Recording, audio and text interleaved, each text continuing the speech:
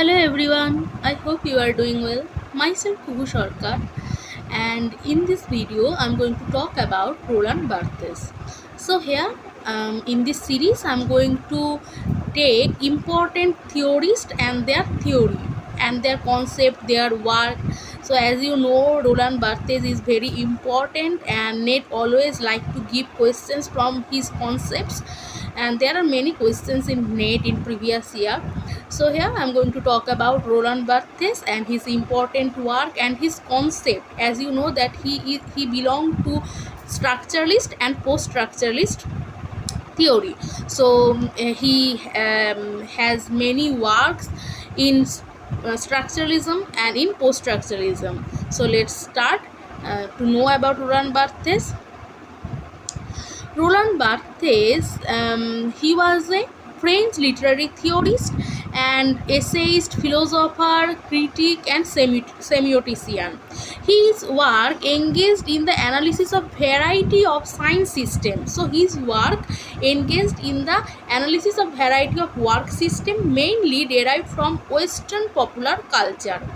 His ideas explored a diverse range of fields and influenced the development of many schools of theory, which is including structuralism, anthropology, literary theory, and post-structuralism. So he worked in structuralism and post-structuralism in both. Barthes is perhaps best known for his work, which is an essay collection, mythologies. So please note down the publication date, because they were mostly they asked this question, the publication date of Roland Barthes' work and the important work and mythology. So they asked this question in previous year also, that it was published in, so it was published in 1957, which contained the reflection of popular culture, and the 1967 and 1968 essay The Death of the Author. So the Death of the Author is his most important work, which critique traditional approaches in literary criticism. So as you know that new criticism and Russian formalism, they both rejected the authority of the author, the background of the text. So here The Death of the Author, Roland Barthes critique the traditional approaches in literary criticism. So now let's see his work and his concepts. Okay, notes on Roland Barthes. Now see the key concepts and works. First important work is Writing Degree Zero, which is published in 1953. A literary manifesto discussing the nature of writing and the idea of writing degree zero as a form of neutral objective writing, and talks about arbitrariness. So Writing Degree Zero, which was published in 1953, it is a literary manifesto discussing the nature of writing, the idea of writing degree zero as a form of neutral objective writing, and here he talks about the arbitrariness. Then his most important work is Mythologies, which was published in 1957. It is a collection of 54 short essays analyzing elements of French popular culture.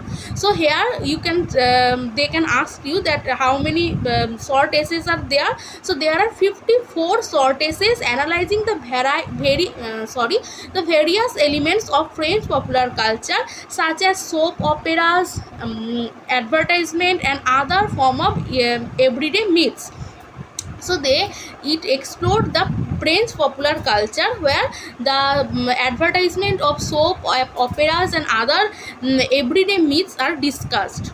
Then his next work is Critical Essays, which is published in 1972. So please check this publication date, because I have confusion in this publication date. So Critical Essays, it was published in 1972. The Eiffel Tower and Other Mythologies was published in 1979. Then On Racine, it was published in 1963. Then his most important work, Saja. which was published in 1972 or 1970. Okay, so there is also confusion, maybe it was 1970. Then it is a detailed analysis of short story Saracen. So please note down, because they asked this question. So a detailed analysis of a short story Saracen, which was written by André de Balzac. So André de Balzac wrote this short story, and here Roland Barthes, he tried to analyze it. He gave a detailed analysis of this short story, identify 5 specific codes within the text. So here he identified 5 specific code within the text, which is, first is hermeneutic code. So what is hermeneutic code? The mysteries of the text. The mysteries of the text, focusing on enigmas, mysteries, puzzles, and the reader's desire to know what will happen next. So what is hermeneutic code in a text? A hermeneutic code is the mysteries of the text, mean the puzzles, the mysteries, the what will happen next. The reader want to know that when we read the text, we want to know that what will happen next. These mysteries, puzzles are hermeneutic code. Then second is proeretic code. So it is the narrative drive of the text. So the narrative drive of the text, like small sequences creating narrative tension and expectations. So it is the narrative drive of the text, and the small sequences happening in this text creating by the narrator, the tension, the expectations, it is called proeretic code. Then next is semantic code. What is semantic code?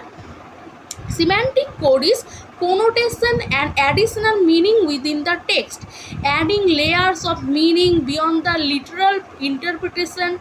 Denotation meaning, unstable meaning, like having party means wealth. So what is semantic? Semantic mean, you know that it is the connotation or additional meaning of the text within the text. Mean if they give you a reference that Mr. Das is having a party, is going to give a party, mean what? That means Mr. Das has lots of money, he is rich, because a poor man cannot give you a party, right?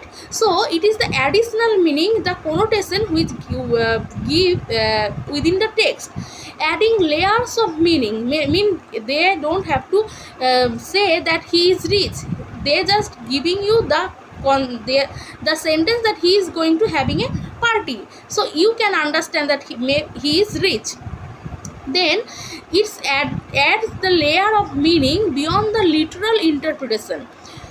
Denotation meaning, unstable meaning, like having a party means wealth. Then symbolic code. So what is symbolic code? Larger structure of symbolic meaning. Symbolic, you know, symbolic means symbols. So larger structures of symbolic meaning, often hidden, including themes of, so there are 3 themes here, which is first is sexuality, then economy and rhetoric. So larger structure or symbolic meaning, when they gave you the symbolic meaning, and it can be there are 3 themes. First is sexuality, sexual, then economical, and then rhetorical. So these are the 5 codes. Oh, there are so cultural code. What is cultural code? The background knowledge required to understand the text, common bodies of knowledge. So culture, you know that the background knowledge, if you are reading some Bengali text, you have to know about the Bengali culture. If you are reading some Marathi text, you have to know the Marathi culture. So the background knowledge required to understand the text, common bodies of knowledge, is called cultural code. So there are 5 code. Again I am repeating it. First is hermeneutic code, then is proeretic code, then semantic code, symbolic code, and cultural code. So please note down this, because they mostly ask these codes, and they gave you the odd one out. Then his most important work is The Death of the Author, which was published in 1967. It is an essay arguing that the author's intentions and biographical context should not influence the interpretation of their text. The notion that the author's voice dies once the text is written. So it says the notion that the author died when he wrote the text. When he finished the text, the author died. So you cannot you cannot interpret by looking at the author's background, that in which culture he is belonging, in which social culture he is from. So the notion that the author died after writing the text and it is the author's intention and biographical context should not influence the interpretation of the text. You should not take the author's background, author's cultural background, the author's biographical background to interpret the text. Then some extra points, which is that concept of meta language. It is used in his essay Elements of Semiology, which was published in 1964.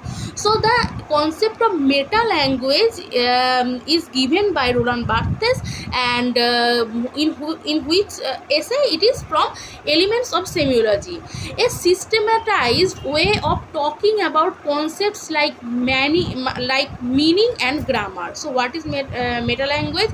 It is a systematized way of talking about concepts like meaning and grammar beyond the constraints of traditional first order language. So it is a systematic way of talking about talking about meaning and language, meaning and grammar beyond the constraints of a traditional first order language. Barthes exposes how orders of language rely upon a meta language by which it is explained, thus exposing all languages and discourses to scrutiny. So Barthes here exposed that how orders of language rely upon a meta language by which it is explained, though thus exposing all languages and discourse to scrutiny. Then his next work is The Fashion System, which was published in 1967. Then the Structural Analysis of Narrative, it was published in 1977. So please note down his important work. Then Empire of Science, it was published in 1970. It is an exploration of Japanese culture. So in Empire of Science, it is an exploration of Japanese culture, viewing it through the lens of science and symbols without imposing Western interpretation. So it is an exploration of Japanese culture. Then the pleasure of the text. So here the pleasure of the text is very important work, because here he gave some concepts, the concepts of readerly text and writerly text, then author and scripter. So what is readerly text and writerly text? Let's understand.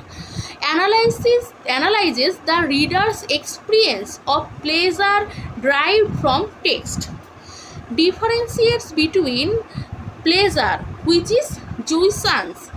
What is jouissance? Jouissance means difference between the kinds of pleasure evoked in the process of reading: a conversation, conformist enjoyment, and bliss, a disruptive aesthetic experience. So here he gave difference between the jouissance and bliss, the pleasure and bliss. So what is pleasure? Pleasure is jouissance. When we read some text, when we read a text, we get pleasure, we get a conservative conformist enjoyment. When we read a text, we get the enjoyment, the conformist enjoyment. And what is bliss? Bliss is disruptive ecstatic experience, a disruptive and ecstatic experience. Then he also gave the concept of readerly text and writerly text. So what is readerly text and writerly text? Please note down this. Sometimes they ask that who gave this concept and in which text he gave this concept. So he gave this concept in The Pleasure of the Text, which was written in 1973. So according to Roland Barthes, readerly text is texti legible, mean a readerly text is one that is straightforward and easy to read. So what is readerly text?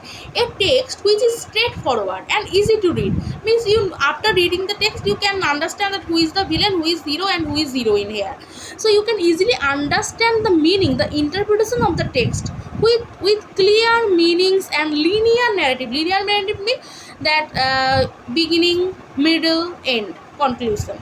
So the linear narrative, it represents a closed, finished product where the reader is a passive and consumer of the text. Mean, if you watching a TV or if you watching a film from Bollywood and Salman Khan is the hero there, and you can understand the Salman Khan is hero and he is villain and he is going to fight him and he is going to win anyhow, and he is going to take the heroine. So you don't have to apply your imagination, you don't have to apply your brain, you just sitting on the chair and just you are just a passive consumerist. You don't have to use your brain, it's just for a fun. So there are texts like that, then you can understand it easily by reading it. There you don't have to use your brain, your imagination or anything, you are only a passive consumer. So this is called readerly text. And what is writerly text? The opposite. So let's see the characteristic of readerly text. Readerly text is the characteristics are predictability, mean the structure and meanings are fixed and predictable. You can predict that what will happen next, the hero will take the heroine. Then conformity, follows the conventional narrative and linguistic structure. So it follows the conventional narrative, the traditional narrative and the linguistic structure. Passivity, the reader is not required to actively engage or participate or interpret, they consume the text as it is presented. So as it is presented, you just taking it. So examples are national traditional novels and mainstream. So you know that what is mainstream culture. The mainstream literature that follows a standard plots and character arcs. So the traditional and mainstream literature, they follow the standard plots, mean the hero going to take the heroine, the hero going to protect the heroine by after fighting with the villain. It is the traditional theme, right? It is the mainstream culture. Then writerly text. Writerly text is scriptable. A writerly text is complex, challenging and requires active participation from the reader to create meaning.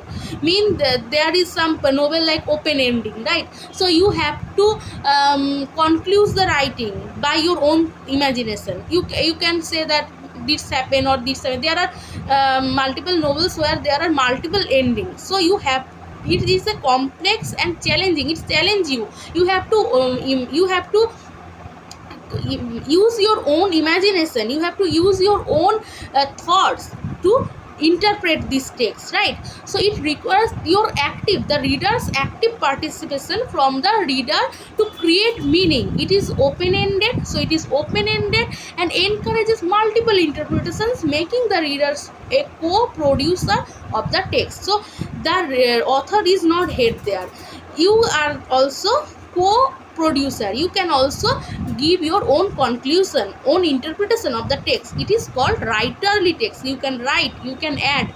So the characteristics are complexity, rich in ambiguities, layers and connotation. So it is rich with ambiguities, layers and connotation. Mostly the postmodern texts are like that, right?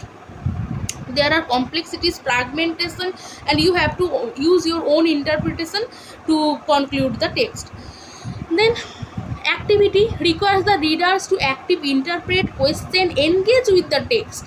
Then creativity, the reader becomes a writer, constructing meaning rather than passively consume it. So rather than passively consume it, you actively work with it. Then openness, the text does not offer a single fixed meaning but invites endlessly reinterpretations. Then examples are avant-garde literature, experimental fiction, texts that play with language and narrative. Okay, so Then the next work is From Work to Text, which was published in 1971. Discuss the transition of from viewing literature as work and text. So there is a difference between work and text. So what is work? Work means a finished, closely entity. There is no arbitrariness. Categorizes a symbolic signifies. So what is work? Closed a finished closed entity. There is no arbitrariness, no ambiguities, and categorizes as a symbolic signifies. And what is text? Text is open, dynamic field of meanings. It words and phrases may be to change and add ambiguity. So you can change it, you can add ambiguity. So this is text, and work is a finished or closed entity.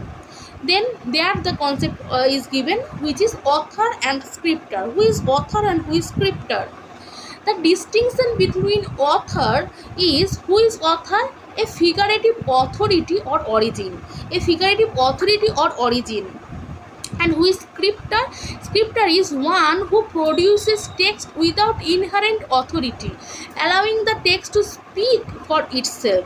So a author is a figure of authority and origin. You cannot change the writing because it is like that the readerly text and writerly text. You cannot change it, you just taking it, you just consume it. And scripter is the you are also you the reader, the text giving you a chance to script it, to edit it. You can produce text without inherent authority and allowing the text to speak for itself.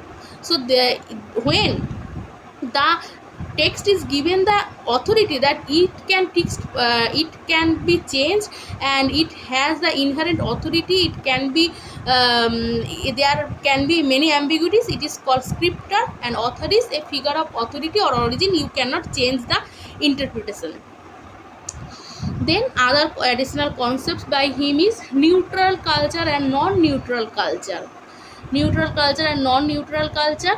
Then doxa, which is doxa mean common language, and paradoxa. Paradoxa mean different from common people. So different from common people. So now see the chronological the chronology of Roland Barthes' works, and there are some structuralist work and there are some post-structuralist work. So structuralist work is, first please note down, Writing Degree 0, which was published in 1953, Mythologies, which was published in 1957, Elements of Semiology, which was published in 1964, Introduction to the Structuralist Analysis of Narrative, which was published in 1966, The Death of the Author, which was published in 1968 and marked the end of structuralism. So the death of the author marked the end of structuralism. And then the post-structuralist works. So the post-structuralist works are, first is Saja, which was published in 1970. Okay, there I wrote as 1972. So it was published in French 1970 and in English maybe 2 years later. So there are some difference between the publication date. You can check it. Then analyze. In Soja he analyzed the Balzac's work, which is Saracen, marked the transition from structuralism to post-structuralism. So when he worked on Saracen, it marked a transition, how he goes from structuralism to post-structuralism. Okay, and you know that the death of the author is the end of structuralism. Then his work is From Work to Text, which was published in 1971. Then Pleasure of the Text, which was published in 1973, and Image, Music, Text. So it was published in 1977. So he wrote many works like the human or camera type work. So if you know other text, other important text, please write it down in the comment section. I hope you like and you get some concepts from Roland Barthes, get some concepts from this video about Roland Barthes. So thank you for giving your time, and if you like it, please hit the like button. Thank you.